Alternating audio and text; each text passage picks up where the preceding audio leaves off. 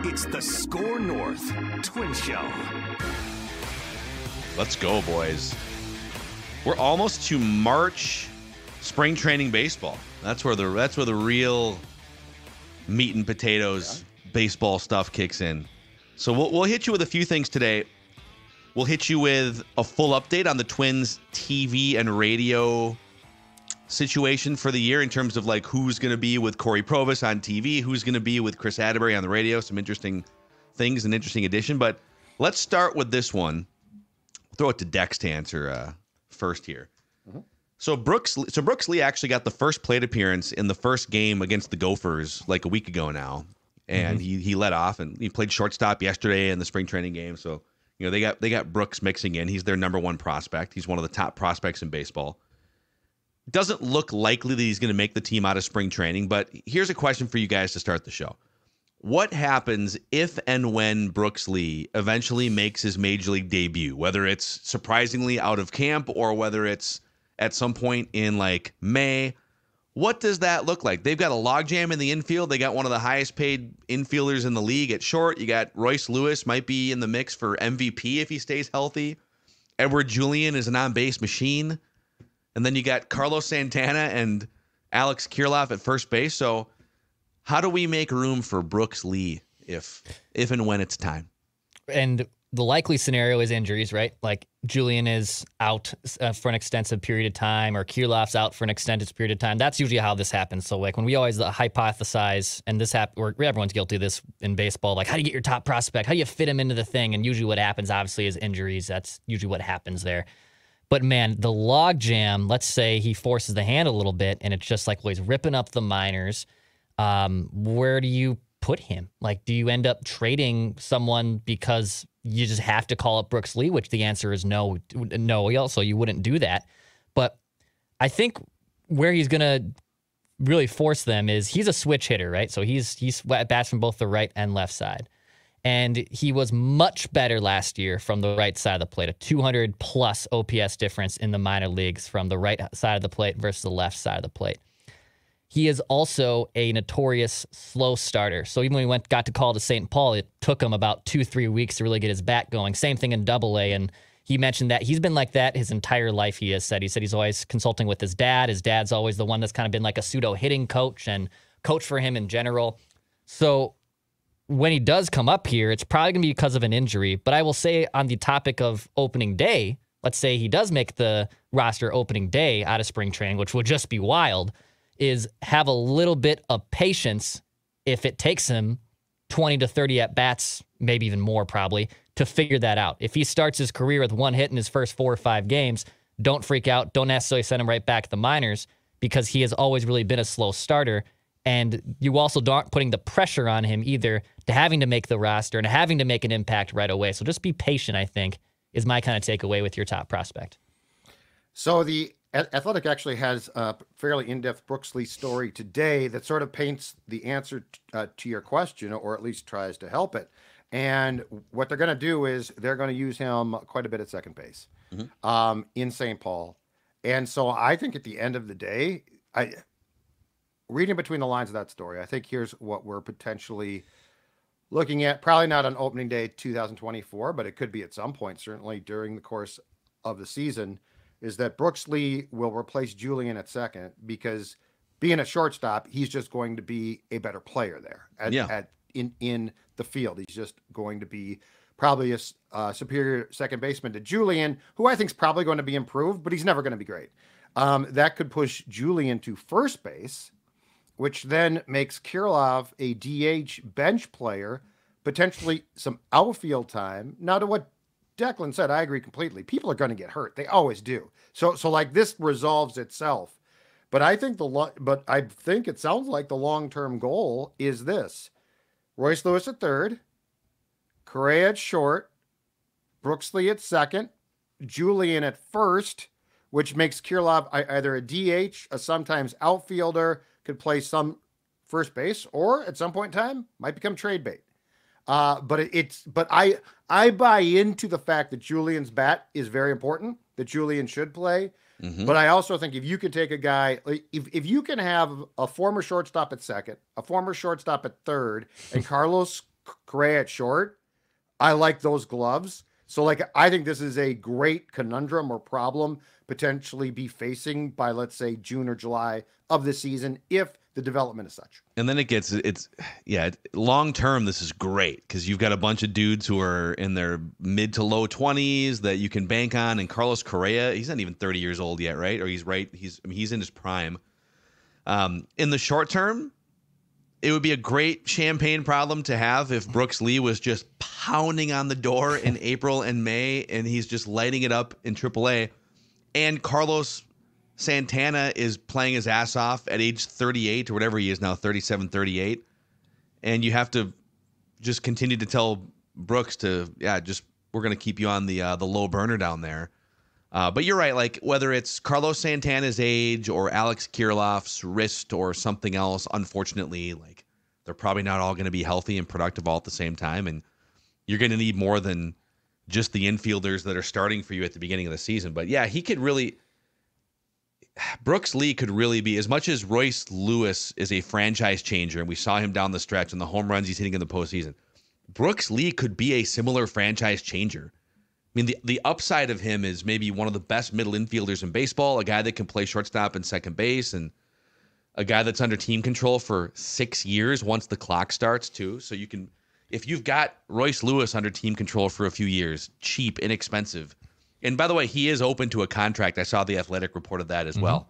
But and the Twins have made pushes for that in the past. We saw it with, hell, all the way down to Randy Dobnak, up to Max Kepler and Jorge Polanco. They do push for those contracts. But yeah, I think Brooks Lee is probably the most fun person to keep an eye on at spring training for all of these reasons, right? He's their number one prospect.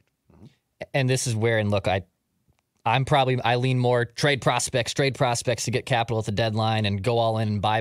But this is how you build championship rosters, by stashing these guys, developing these guys, and having these guys cash in, on their 100th percentile.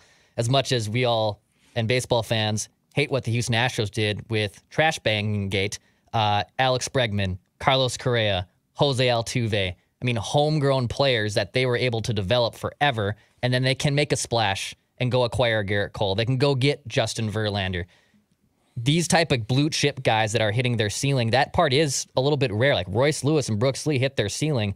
That's incredible. Like those are two building blocks you're going to have for at least 6 years, and hopefully for more after that. So yes, there's times where I think you should be trading prospects, but right now the Twins have this uber blue chip guy in Brooks Lee, and we haven't even mentioned Walker Jenkins either, but fact of Brooks Lee and Royce Lewis are hitting their ceilings. Holy crap! Like this is how dynasties basically start.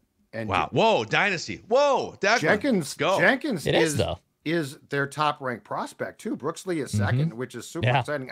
I mean, that's true. They do have. It looks like there is some really nice organizational depth now, and so like if Kepler eventually in a couple, a year or 2 years, when Walker Jenkins is set to pop and come up, if you have Brooks Lee at second. The other thing I like about the Brooks Lee thing too is, they accelerated him pretty quickly, and he basically tackled each promotion pretty well. He did get off to slow starts, but he looks like he belongs. So I do think that there is definitely some type of path for Brooks Lee to be playing at Target Field at some point in 2024, which is great. But I tell you what, I love the thought of an infield with 3 shortstops. Yes. Well, I love that thought. They're all just standing at shortstop. Just saving runs, baby. Like we've seen that before. And that's the thing about baseball. You draft shortstops, center fielders, and even catchers, and then you can move them out to different places, and their athletic ability that started them as a high draft prospect at that position still translates, and that's why if you're drafting first basemen and left fielders, there's not anywhere else for them to go. So Aaron Sabato, you mean? Yeah, you have to once in a while. If the guy has crazy power, like you're going to do it. But yeah, you guys. So on Walker Jenkins too, and I forgot that he is ranked above Brooks Lee in pretty much all major publications. Right, Baseball America has Walker Jenkins at 13 going into this season. MLB Pipeline has him at 10th. Baseball Prospectus has him at 16th. Wow. But they aren't afraid to move these dudes up quickly. So, Judd, you bring up Brooks Lee. He gets drafted in 2022, and then you're jumping into like a partial minor league season in 2022. Excuse me. He played 4 games for the Rookie League Twins, the Florida Complex League Twins. And then he played 25 games for the High A Midwest League Cedar Rapids Twins affiliate. And that was enough for them. They're like, okay. And then he played a couple games for Wichita, the Double A. They're like, we've seen enough. Yeah, you hit 350 or whatever. And actually, it was like closer to 300. So in 2023, they started him at Double A and said, just go, dude. We don't. Yeah. So Brooks Lee has played 29 games below the level of Double A. And they said, that's enough. Cool, you passed the exam. Walker Jenkins played 12 games. He played 14 games with the Rookie League team last year and was incredible in those 14 games. And then he played 12 games for the Low A Fort Myers team and batted 400, by the way, in those 12 games. So 26 games at Low A and rookie ball. I wonder if they do the same thing and say, cool, that's all we need. I don't know if we've seen any reports on that, but like, would they start Walker Jenkins? I think they'll start him at High A. Would they start him at Double A? And just say, dude, if you can get up here by 19, we've seen some special prodigy prospects. Get on up here at age 19 and see what happens. I'm just throwing it out there. The smart move would probably be just start him at Cedar Rapids, right? But if he rakes there, he'll be in Wichita quickly. But I just like the fact that there's now a clear pattern that if you prove yourself, they don't make you continue to prove yourself. There was some of that in the previous generations of... That's old school ball, right? Yeah. And that's kind of just how it was. You conquer one level per year at a time, and then you matriculate your way through the system, right? I like this, but my guess is that Walker Jenkins is the replacement for Kepler now.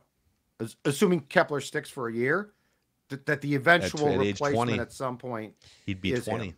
Great. Yeah, he's a young knight. He just had his birthday literally last week. So Walker Jenkins just turned 19 years old. I would imagine they start him in High A. He probably, obviously all thing goes according to plan. He probably graduates to Double A.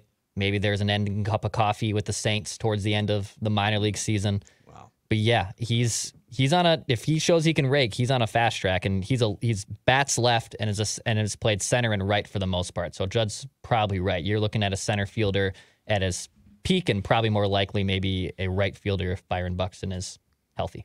Yeah. On the TV front, gentlemen, we got the announcement yesterday. So the Twins are back on Bally Sports North, obviously. They do have 8 nationally televised games, 7 of which are on the road. So there's only one scheduled national TV game at Target Field this year. Respect.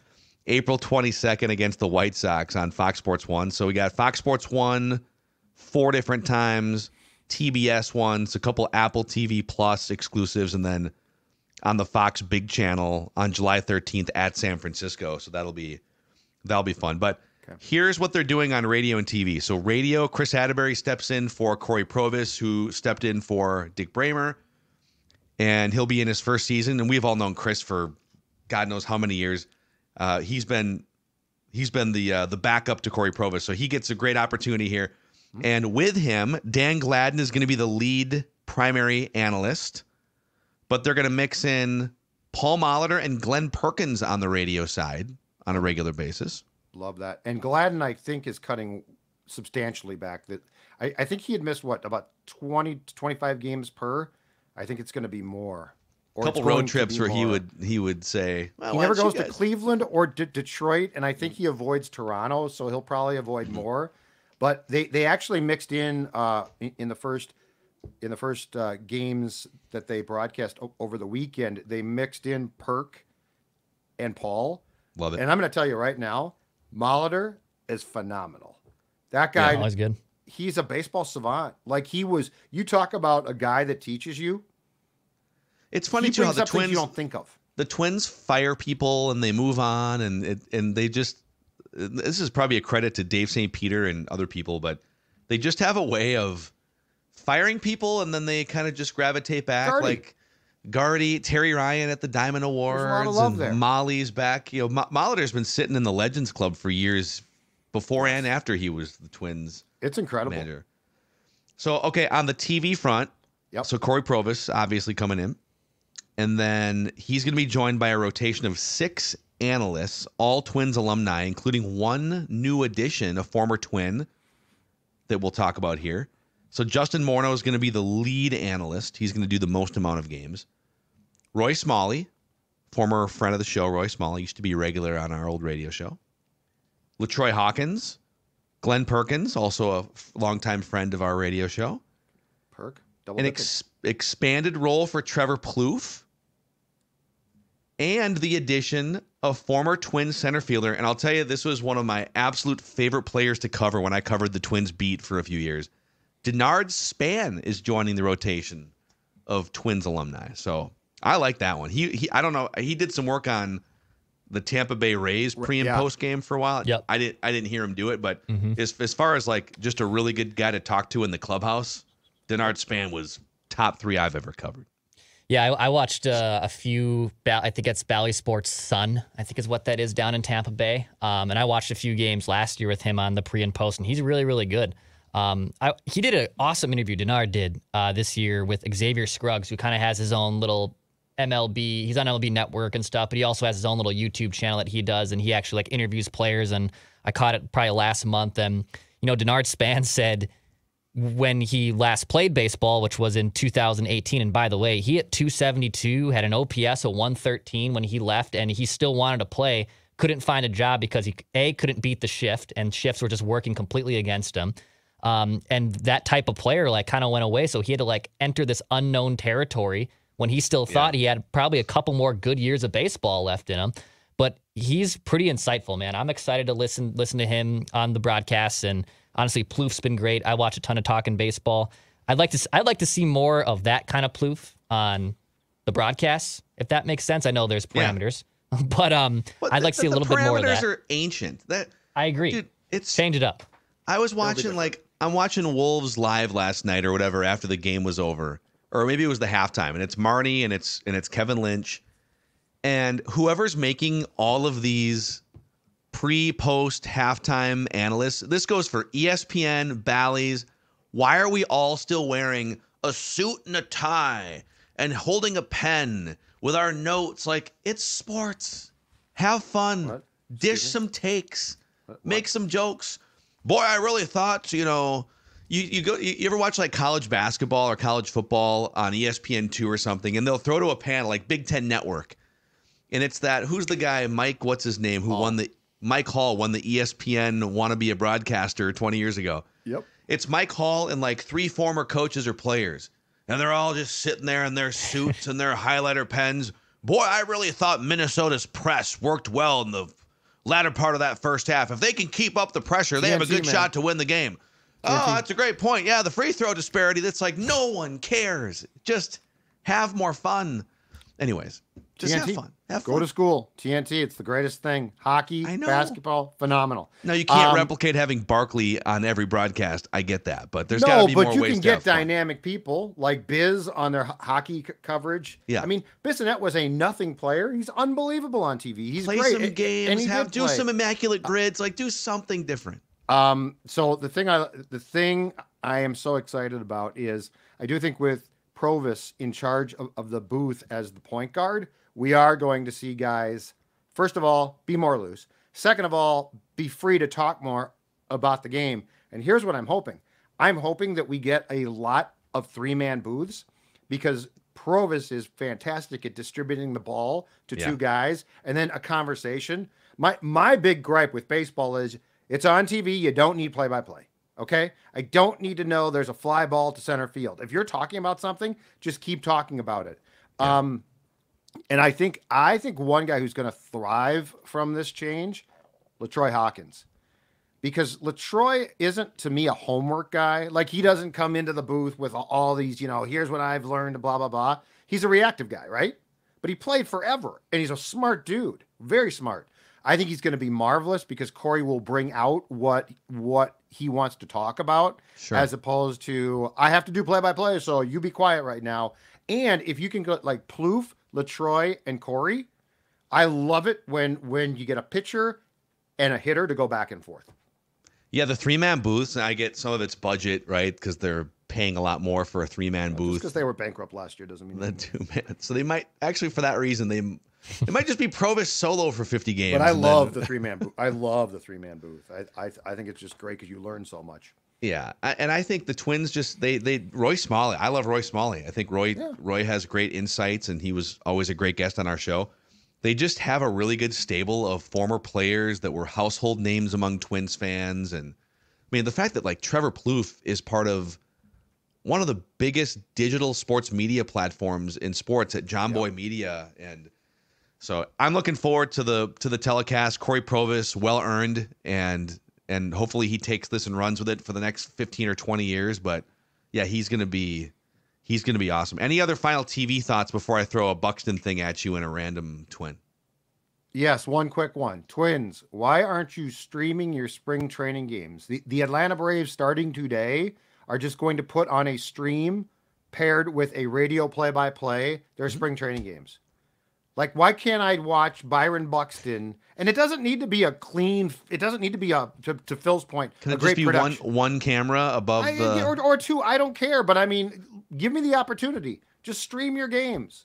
Like there's already cameras in every spring training stadium now. Yeah, but they could just put like a GoPro, on the home plate umpire's head and let me watch. Whatever you give me, I'll take. I'm not complaining. I'm not looking for top-notch production, but I am looking for access to something that you easily have access to. Yeah, I'm with you. That's my thought. I'm with you on that. It'd be nice. Speaking of Buxton, by the way, here's one more spring training note that we can get to a random Twin. So Buxton played his first game in center field in over 500 days for the Minnesota Twins, and we'll see how his body reacts, a day, 2 days later. But this quote should make Judd very, very happy. It's almost like he was talking directly to Judd with this quote. Byron Buxton. So he said he went 0 for 2 at the plate, by the way, and he said, quote, "I have a chance at all of them," referring to like fly balls that are in his vicinity. I love this quote. "But I'm not going to dive in spring training." I love that. I feel like you get very nervous when players go out of their way in meaningless games, or just even like at home on their couches. If they bend wrong, you get very nervous. Yes, I love that quote. I love that quote, and I love the confidence, and I love the fact that he at least now is giving a lot of thought to everything he does. Yeah.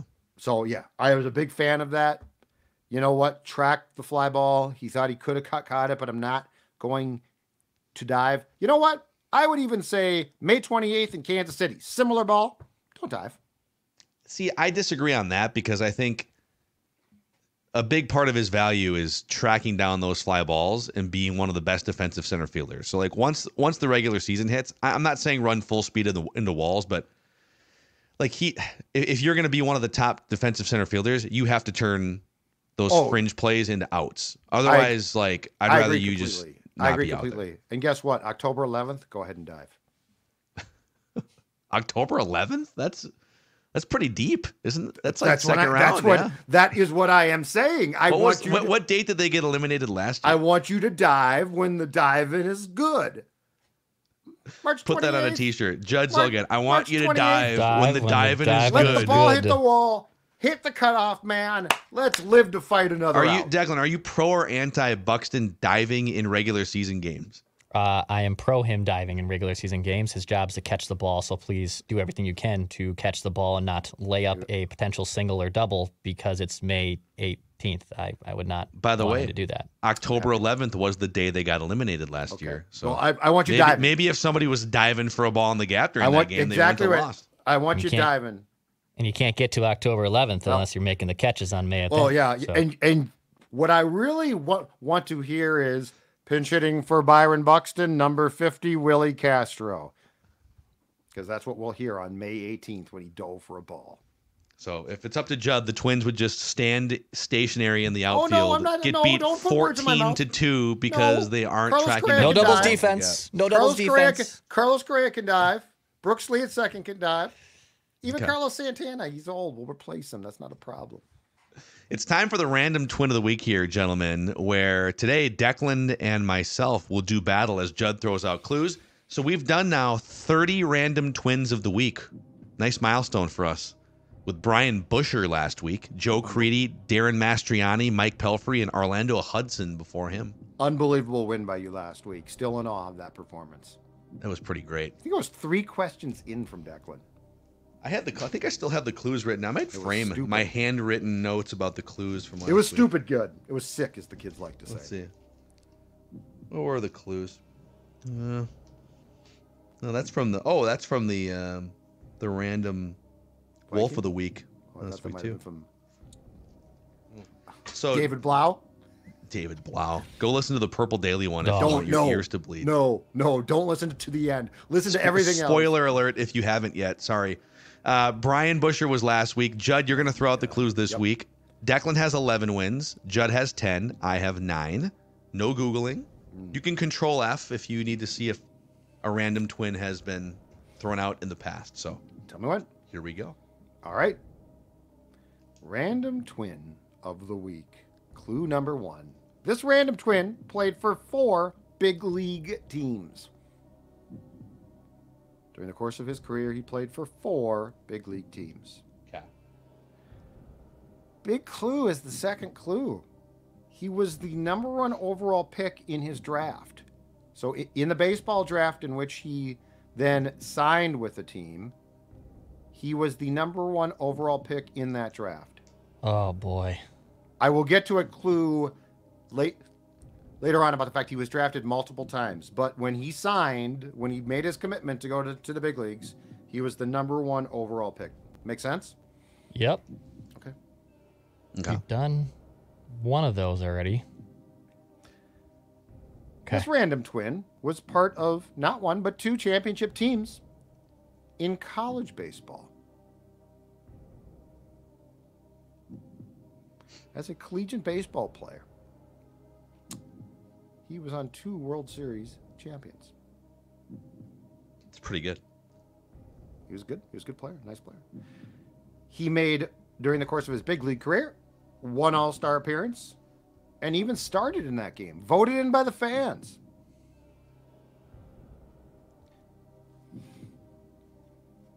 Guesses, or should I keep going, Dex? I can tell it's working up there. I can see it. I'll keep going. In his 13 years in the major leagues, he slashed 257, 345, 395 Oh. with Oh. 163 home runs and 694 RBIs, and he played in 1,653 games. What was the number? How many games? Which one? Oh, I'm sorry. 1653. 1,653. That's. It was. Oh my No, he God. didn't play college. Oh, or did he? No, there's no way he played college. He didn't Should I play keep going? college. Thought I had it there, but he didn't play college. His teams included the Twins, the Rangers, the White Sox, and the Yankees. He was a Bronx Bomber. Okay. No. Okay. It's interesting. Any guesses? Kinda. You can't be kinda. Oh. He had way more than that. Way more All-Star game, home run situations, better slugging. I had a couple. God, what is this? All right. So I mentioned earlier in the clues that he played 13 years in the bigs. He spent parts of 10 big league seasons with the Twins.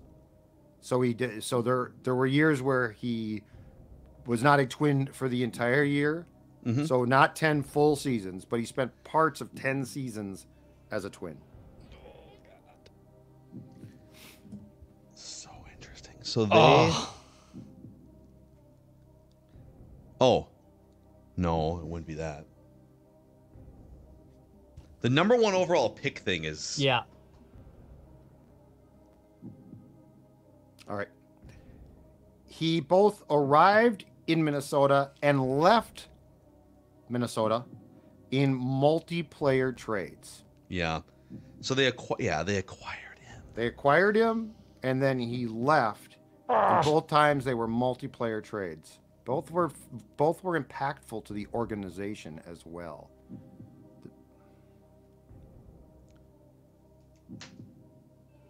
Oh God, who is this? All right. So on the way out, he would have been. When you say parts of 10, and you said big league seasons, right? So Major League Baseball service time, not like in the minors. 13 seasons Got it. as a major leaguer, and parts of 10. So again, he did not play the first. His arrival and his departure interrupted his time here, as far as they were both in season. Who is this? Okay, this should help. Schleppy. This should It's help. old. It's old school. It's old. I think it's old school. Yep. This should help out. It's old because school. of how the Major League Draft worked in his day.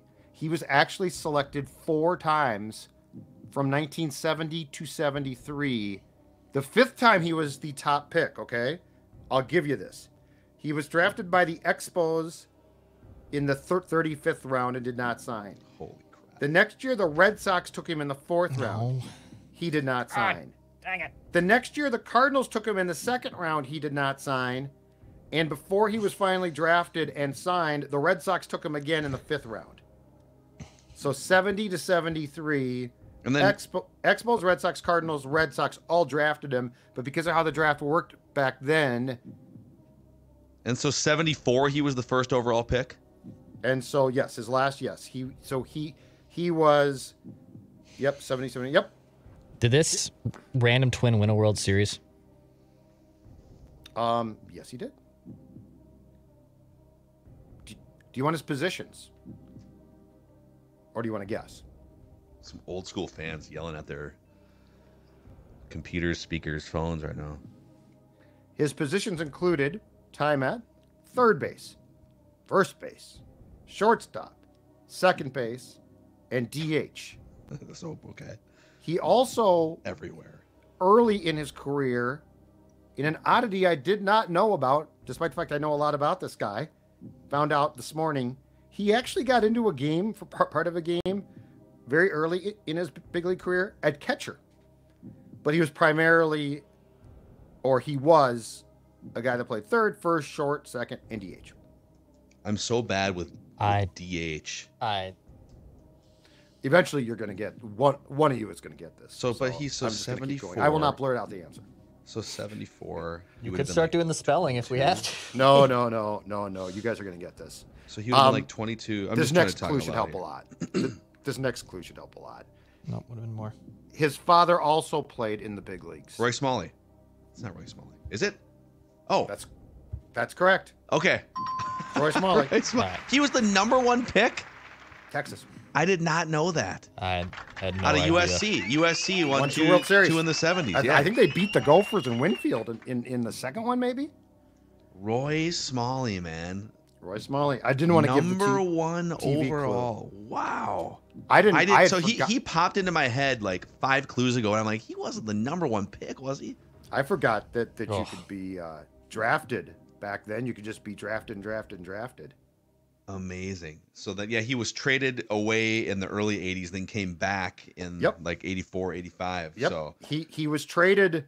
He was acquired in the Blyleven trade with Texas, and was traded away in a trade that brought Greg Gagne here from the Yankees minor league farm system. So there you go. So anyway. All right, wow, a guy that we've already mentioned on the show a couple times today too. It's always a stinger when that happens. And when you said that, I had to suppress a smirk. Amazing. So, all right, Declan still has the most wins with 11, but now I have 10. Judd has 10. So one of us could, in theory, tie Declan. He'll throw out the clues next week. Random twin of the week here. SKOR North Twin Show. Appreciate you guys. We've got some fun stuff in store, and we'll start to. We've got one thing that we're going to implement on Monday, and then we'll have some other fun things that we'll tell you about here on the SKOR North Twin Show.